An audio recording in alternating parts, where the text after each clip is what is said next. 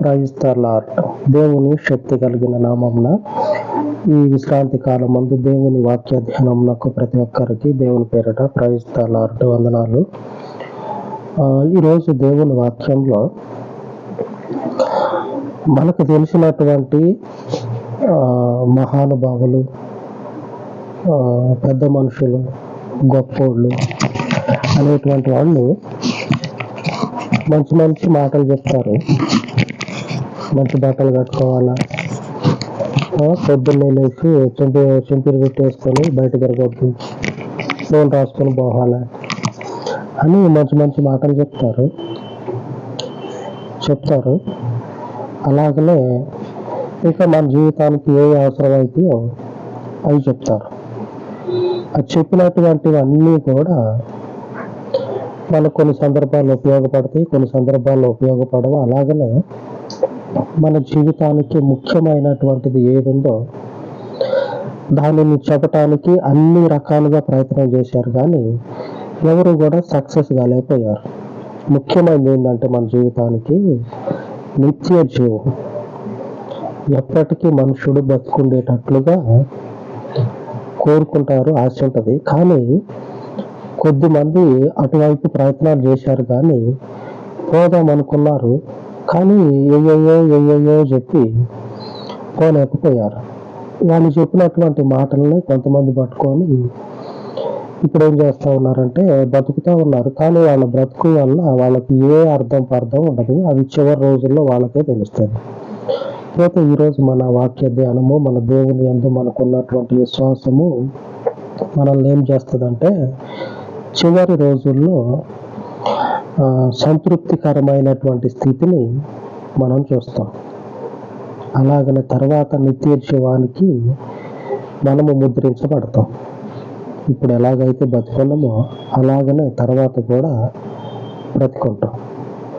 ఈలోపు మనకు తెలిసినటువంటి ఈ పెద్ద మనుషులు, ఈ మహానుభావులు ఎన్నో మంచి మాటలు చెప్తారు, కానీ అవన్నీ కూడా యేసు ప్రభు ముందు పక్క తప్పుకుంటాయి. ఎలాగో చూద్దాం. ఈరోజు దేవుని వాక్య ధ్యానము యోబు గ్రంథంలో నుంచి 2వ అధ్యాయము 3వ వచనం చదువుకుందాం. అందుకు యెహోవా, నీవు నా సేవకుడైన యోబు సంగతి ఆలోచించుతువా? అతడు యథార్థవర్తనుడును న్యాయవంతుడునై దేవుని యందు భయభక్తులు కలిగి చెడుతనము విసర్జించిన వాడు. భూమి మీద అతని వంటి వాడెవడనూ లేడు. నిష్కారణముగా అతనిని పాడు చేయుటకు నీవు నన్ను ప్రేరేపించినను అతడు ఇంకను తన యథార్థతను వదలక నిలకడగా నున్నాడనగా. దేవుడు సాక్ష్యం చెప్తా ఉన్నాడు. దేవుని గురించి సాక్ష్యం చెప్తే సాధారణమైన విషయం. దేవుడు మనుషుని గురించి సాక్ష్యం చెప్తా అతను వంటోడు ఊరు లేరని చెప్పని అంటా ఉన్నాడు. అతను వంటోడు ఎవరు లేరని అంటా ఉన్నాడు. ఎందుకు లేరు అతను వంటోళ్ళు? చెవులు ఉన్నాయి, ముక్కు ఉన్నది, నోరు ఉన్నది, కళ్ళు ఉన్నాయి. అతను వంటోళ్ళు, అతను లాంటి వాళ్ళు సేమ్ టు సేమ్ ఆయనకి ఇంటి అనుకున్నారు, ముందున్నారు, పక్కనున్నారు, ఇటు ఉన్నారు. అంతే కదా. యోబు లాంటి మనుషుడు ఇంకొకళ్ళు లేరు అని చెప్పనని దేవుడు అంటా ఉన్నాడు. ఎందుకు లేరు? మనం ఆలోచన చేస్తే మనకే తెలుస్తుంది ఎందుకు లేరు. మనం ఉన్నాం కదా. యోబుకి మనకి తేడా ఏమున్నది? ఏమీ లేదు. ఆయనకు 2 చేతులు ఉన్నాయి, మనకు 2 కళ్ళు ఉన్నాయి, కాళ్ళు కూడా అంతే.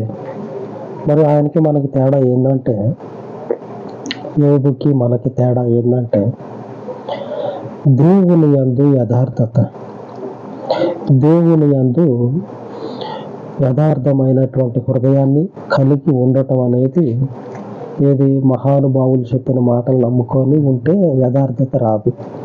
ఆమె నిత్య జీవం అసలే రాదు. మహానుభావులుగా ఉండటానికి ఏ విషయాలు చెప్తారో ఆ విషయాలు భూమి మీద చెల్లితే గాని పరలోకంలో జల్లం. ఆమేన్. దేవునికి స్తోత్రం కలుగును గాక. ఈరోజు వాక్య ధ్యానం ఏమిటంటే భూమి మీద అతని వంటి వాడు మరొకడు లేడు. యోబు గురించి దేవుడు సెలవిస్తా ఉన్నాడు. భూమి మీద అతని వంటి వాడు ఎవడనూ కూడా లేడని చెప్తా ఉన్నాడు. నిజమే, ఆ దేవుని యథార్థతని యోబు కాలంలో యోబు ధరించుకొని ఉన్నాడు. ఇప్పుడు యేసు ప్రభు ద్వారా మనము ధరించుకొని ఉన్నాం. ఆమేన్. Praise the Lord. దేవునికి కూడా అనేకులైనటువంటి వాళ్ళు యోబులాగా భూమి మీద ఉండాలని తెలిసి తలంచి ఆలోచన చేసి యేసు ప్రభుని ఏం చేసినంటే ఈరోజు మనం తీసుకునేటువంటి ఈ బల్ల, అలాగనే ఆయన యొక్క పవిత్రమైనటువంటి మార్గాన్ని తెలియజేస్తూ ఉన్నది. ఈ పవిత్రమైన మార్గాన్ని మనం అనుసరిస్తే ఏం జరుగుతుందంటే, అనుసరించుకుంటా పోతా ఉంటే ఏం జరుగుతుందంటే, ఆ మహానుభావులు చెప్పినటువంటి మాటలు, ఆ పెద్ద మనుషులు చెప్పినటువంటి మాటలు, ఇక్కడ దేవుని పరిశుద్ధ మార్గంలో ఉన్నటువంటి దేవుని వాక్యము, అలాగనే దేవుని రక్త మాంసాలు ఏం చేస్తాయి అంటే భూమి మీద మనల్ని మరొక మనుషుడు ఇంకెవరు లేరు అనే విధంగా మనల్ని స్థాపిస్తుంది. ఆమె మనల్ని ఇప్పుడున్నటువంటి మనుషులతో పాటు సమముగా వాళ్ళ లాగానే మనము కూడా అనేటువంటి ఆలోచన వాళ్ళకి రాని విధంగా ఈ దేవుని పవిత్రమైనటువంటి రక్త మాంసాలు మనల్ని ఇంతటోని లేరు భూమి మీద అని స్థాపిస్తారు. ఇప్పుడు మీరు చదువుతూనే ఉంటారు, చాలా బుక్కుల్లో మంచి మంచి లైన్లు ఉంటాయి, మంచి మాటలు లైన్లు రాసి పెడతారు. చదువు అనేది మనుషులకి వెలుగు లాంటిది, జీవితాన్ని ఇస్తుందని. చదువు లేనోళ్ళు ఎంతో మందికి ఉపాధి కల్పించి జీవితాలను పోషిస్తూ ఉన్నారు, చదువు లేనోళ్ళు. అయితే అవి లోకానుసారంగా ఉన్నాయి, తప్పు పట్టాల్సిన అవసరం లేదు, చదువుంటే మంచిదే. నేను క్రీస్తుని, దేవుని మార్గాన్ని బోధిస్తా ఉన్నా. ఈ మంచి మాటలు భూమి మీద మనకి క్రీస్తు మాటలు ఏం చేస్తాయంటే, ఈ భూమి మీద చదువుకున్న వారితో పాటు చదువు లేనటువంటి వాళ్ళు ఎలాగైతే ఇంకొకరికి జీవితాన్ని ఇస్తూ ఉన్నారు, వాళ్ళకి ఉపాధి చూపించి పోషిస్తూ ఉన్నారు వాళ్ళ కుటుంబాలని, వాళ్ళకి మించి వాళ్ళని కాదనేటట్లుగా వాళ్ళు కూడా చెప్పేటట్లుగా ఈ దేవుని వాక్యం ఏం చేస్తుందంటే, మనకి నిత్య జీవంతో పాటుగా వీళ్ళు భూమి మీద దేవుని మనుషులు, వీళ్ళ లాంటి మనుషులు ఇంకెక్కడ కనపడరు.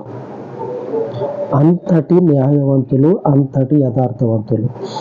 ఈ యథార్థవంతుల జీవితాల్లో ఉన్నటువంటి మంచి మాటలు, మంచి కార్యాలు ఏమిటంటే అవి యేసుక్రీస్తునందు ఎవరైతే నిలబడి ఉంటారో వాళ్ళ జీవితాల్లో ఈ కార్యాలు కనపడతాయి, వాళ్ళ జీవితాల్లో కనపడతాయి. అదేమిటంటే మార్కు సువార్త 16వ అధ్యాయము 17-18 వచనంలో మనం చదువుకుందాం. 17-18 నమ్మిన వారి వలన ఈ సూచక క్రియలు కనబడను. ఏవనగా నా నామమున దయ్యములను వెళ్ళగొట్టుదురు, కొత్త భాషలు మాట్లాడుదురు, పాములను ఎత్తి పట్టుకొందురు, మరణకరమైనదేది త్రాగినను అది వారికి హాని చేయదు, రోగుల మీద చేతులుంచినప్పుడు వారి స్వస్థత నొందుదురని వారితో చెప్పాను. ఏం జరుగుతుందంటే, ఈ మహానుభావుడు చెప్పినటువంటి మాటలు ఏమిటంటే, ఈ మాటలు మనతో పాటు ఉన్నారు కదా మిగిలినటువంటి వాళ్ళు, వాళ్ళని మించి మనల్ని వాళ్ళతో సమానంగా లేకుండా ఒక మెట్టు పైన ఉంచుతాయి. ఆ పైన ఉండటానికి కారణము ఈ లేఖనాలు ఉన్నాయి. దేవునికి స్తోత్రం. ఇప్పుడున్నటువంటి మనుషులతో పాటు మనం భూమి మీద ఉన్నాం, కానీ ఈ మనుషులలో మనము ఎట్లాగున్నామంటే ఈ లేఖనాల ప్రకారంగా ఇంతటోళ్ళు మరెక్కడా లేరు. దేవునికే స్తోత్రం. శిష్యులు 12 మంది దేవుని వాక్యాన్ని పట్టుకొని ఆ వీధుల్లో తిరుగుతూ ఉంటే ఈ చూసినటువంటి వాళ్ళు ఏమంటారంటే, మిగిలినటువంటి మనుషులు ఏమంటారంటే, వీళ్ళు భూమిని తల్లకిందులు చేసేటువంటి వాళ్ళు అని సాక్ష్యం చెప్తా ఉన్నారు. ఎందుకు అట్లా చెప్తా ఉన్నారంటే, ఈ మహానుభావుని మాటలు, ఈ పెద్ద మనిషి యేసు ప్రభు ఏ రీతిగా మనకి వాక్యాన్ని ఇచ్చి ఉండడో, ఏ మాటలైతే చెప్పుండడో, ఈ మాటలు నిత్య జీవము కోసం ఎవరైతే ముద్రించబడ్డారో వాళ్ళ జీవితాల్లో జరుగుతాయి. భూమి మీద ఇంత తోళ్ళు ఉండరు. భూమి మీద దేవుడు యోబుకి ఏ రీతిగా సాక్ష్యం చెప్పిండో, భూమి మీద ఇంత తోడు నాకు కనపడలే ఇంకా అని దేవుడు యోబు గురించి చెప్తా ఉన్నాడు. ఇప్పుడు మన గురించి దేవుడు చెప్తా ఉన్నాడు, ఇంత తోళ్ళు భూమి మీద లేరు. ఎందుకంటే వాళ్ళ జీవితాల్లో ఇది కనపడటంతో పాటుగా యథార్థతను యోబులాగా విడిచిపెట్టకుండా చివరి వరకు కూడా దైవజనులైనటువంటి వాళ్ళు, దేవుని ప్రజలైనటువంటి వాళ్ళు చివరి వరకు కూడా ఆ యథార్థత మీదనే నిలబడి ఆ పొందుకోబోయే రాజ్యం కొరకు ఆశ కలిగి ఉన్నారు. మరి ఇటువంటి మనుషుల మధ్యలో వీరు కాకుండా ఇంకెవరున్నారు? ఎవరు ఉండరు. ఉన్న వాళ్ళల్లో ఇప్పుడు జరిగినటువంటి కార్యాలు జరిగిన వాళ్ళకి నిత్య జీవం అనేది లేదు. నిత్య జీవం ఎవరికి కావాలంటే, ఎవరికి ఉంటుందంటే, క్రీస్తు రక్తంలో కడగబడి ఉన్న వారికి మాత్రమే ఉంటుంది. మరెవ్వరికి ఉండదు.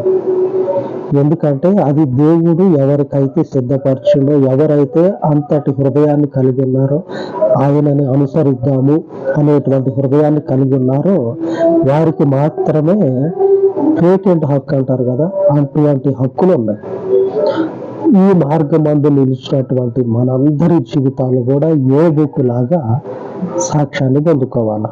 ఇప్పుడున్నటువంటి మనుషులలోనే ఉన్నాం, కానీ క్రీస్తు రక్తము చేత, ఆయన శరీరము చేత ముద్రించబడిన మనము యోబు లాంటి సాక్ష్యాన్ని పొందుకొని, వీళ్ళు ఇప్పుడున్నటువంటి మనుషుల మాదిరి అయితే కాదు. ఇప్పుడున్న మనుషుల్లో బ్రతుకుతా ఉన్నారు, వాళ్ళలాగే ఉన్నారు, కానీ వాళ్ళలాంటి స్థితిగతులు లేవు. వాళ్ళలాంటి జీవితము మీదటికి వీళ్ళకి ఉండదు. వాళ్ళలాంటి జీవితము వచ్చే రోజుల్లో వీళ్ళకు ఉండదు. ఎందుకు ఉండదంటే, వీళ్ళు దేవుని చేత ముద్రించబడినటువంటి దేవుని ప్రజలు. ఆమేన్. భూమి మీద మన వంటి మనుషులు మరెక్కడ కూడా కనపడరు. క్రీస్తు రక్తంలో, శరీరంలో మనం ముద్రించబడ్డాం. అందుకు దేవునికి మహిమ కలుగును గాక. దేవుడు తన వాక్యమును దీవించును గాక. ఆమేన్.